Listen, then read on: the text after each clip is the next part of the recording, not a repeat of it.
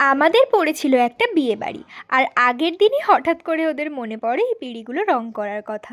একেই তো পিঁড়িগুলোর সাইজ খুবই ছোট ছিল, আর তার ওপর আমার কাছে রং তুলি সেরকম কিছুই ছিল না। তারপর অনেক খোঁজাখুঁজি করে আমি একটা রঙের কৌটো বের করি, আর তুলি দিয়ে না সেরকম ভালো রংটা করা যায় না পুরো পিঁড়িটা জুড়ে, সেজন্য আমি হাতে পলিথিন পরে নিয়ে পুরো পিঁড়িটাকে ভালোভাবে রং করে নিয়েছিলাম। তারপর এটাকে সুন্দর করে রোদে শুকিয়ে নিয়েছি, আর এখন বসেছি আমি এটাকে সাজাতে। দেখো, প্রথমত আমি তো কোনো কলকা আর্টিস্ট নই, আর তার ওপর এত তাড়াহুড়োর মধ্যে কাজ, এটা কালকেই লাগবে। সেই জন্য দুটো পিঁড়ি একসাথে আমাকে রং করতে হবে, আগের থেকে কোনো ভাবনা চিন্তাও করিনি, আর তার জন্যই আমার মনের মধ্যে যা এসেছে আমি সেটাই করে ফেলেছি। আসলে আমার তুলিটারও খুব খারাপ অবস্থা ছিল, আগের বার কাজ করে এটাকে আমি ভালো করে না ধুয়েই রেখে দিয়েছিলাম, সেজন্য একটু অসুবিধেই হচ্ছিল।